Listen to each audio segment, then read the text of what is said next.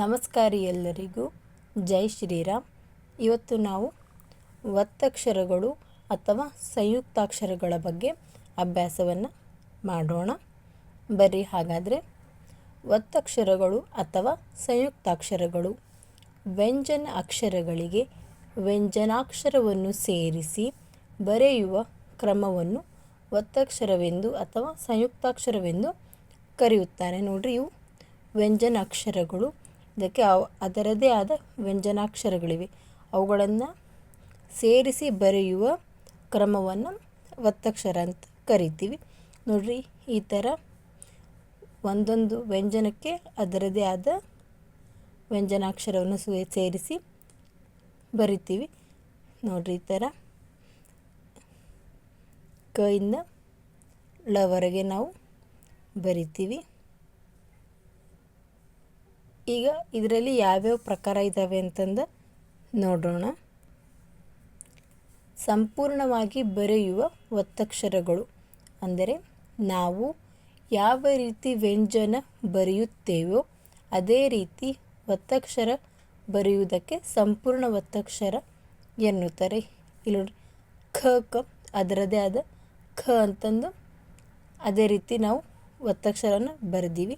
ಜ್ಞ, ಜ, ಜ್ಞ, ಟ, ಣ, ವ, ಬ.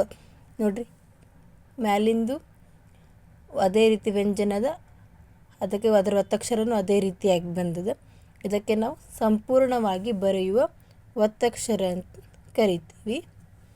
ಈಗ ಎರಡನೇದಾಗಿ ಹೊಂದಾಣಿಕೆ ಇಲ್ಲದ ಒತ್ತಕ್ಷರಗಳು ಅಂದರೆ ಒತ್ತಕ್ಷರ ಯಾವುದೇ ರೀತಿಯಲ್ಲಿ ಅದೇ ಅಕ್ಷರಕ್ಕೆ ಹೊಂದಾಣಿಕೆ ಹೋಲದೇ ಇರುವ ಅಕ್ಷರಗಳಿಗೆ ಹೊಂದಾಣಿಕೆ ಇಲ್ಲದ ಒತ್ತಕ್ಷರಗಳು ಎನ್ನುತ್ತಾರೆ.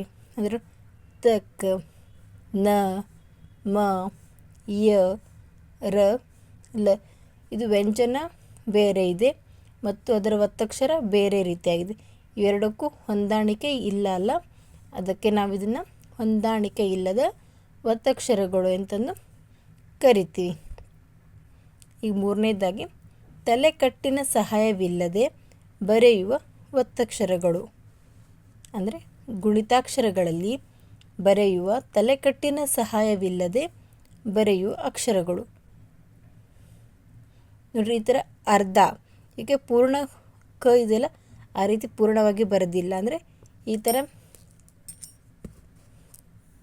ಹೀಗೆ ಕ ಈ ಥರ ಬರಿತೀವಲ್ಲ, ಇದಕ್ಕೆ ತಲೆಕಟ್ಟು ಅಂತೀವಲ್ಲ, ಈ ರೀತಿ ತಲೆಕಟ್ಟು ಇಲ್ಲ.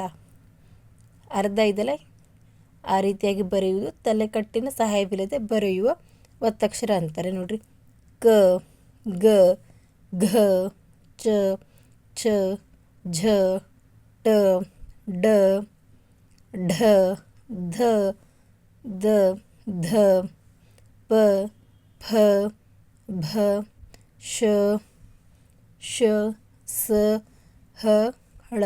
ಇವಕ್ಕೆಲ್ಲ ತಲೆಕಟ್ಟಿನ ಸಹಾಯ ಇರೋದಿಲ್ಲ. ಈಗ ನೋಡ್ರಿ, ಸಂಪೂರ್ಣವಾಗಿ ಬರೆಯುವ ಒತ್ತಕ್ಷರ ಎಷ್ಟಿವೆ ಅಂದರೆ 8 ಇದ್ದಾವೆ. ಅವು ಯಾವ್ಯಾವೆಂದರೆ ಕ, ಜ್ಞ, ಚ, ಜ್ಞ, ಟ, ಣ, ವ, ಬ. ಹೊಂದಾಣಿಕೆ ಇಲ್ಲದ ಒತ್ತಕ್ಷರಗಳು ಎಷ್ಟಿದ್ದಾವೆ ಅಂದರೆ 6 ಇದ್ದಾವೆ. ಅವು ಯಾವ್ಯಾವೆಂದರೆ ತ, ನ, ಮ, ಯ, ರ, ಲ. ತಲೆಕಟ್ಟಿನ ಸಹಾಯವಿಲ್ಲದೆ ಬರೆಯುವ ಒತ್ತಕ್ಷರಗಳು 20 ಇದ್ದಾವೆ. ಕ, ಘ, ಘ, ಚ, ಛ, ಜ, ಟ, ಡ, ಢ, ಥ, ದ, ಧ, ಪ, ಫ, ಭ, ಶ, ಶ, ಸ, ಹ, ಳ. ಈ ಥರ ನಾವು ಒತ್ತಕ್ಷರಗಳನ್ನು ಬರಿತೀವಿ. ನಿಮ್ಗೆ ಈ ವಿಡಿಯೋ ಇಷ್ಟ ಆಗಿತ್ತಂದ್ರೆ ಲೈಕ್ ಮಾಡಿರಿ, ಶೇರ್ ಮಾಡಿರಿ, ಕಮೆಂಟ್ ಮಾಡಿರಿ ಮತ್ತು ಸಬ್ಸ್ಕ್ರೈಬ್ ಮಾಡಿರಿ. ಮುಂದಿನ ವಿಡಿಯೋದಲ್ಲಿ ಒತ್ತಕ್ಷರಗಳ ವಿಧಾನವನ್ನು ನಾವು ಅಭ್ಯಾಸವನ್ನು ಮಾಡೋಣ. ಜೈ ಶ್ರೀರಾಮ್. Thank you.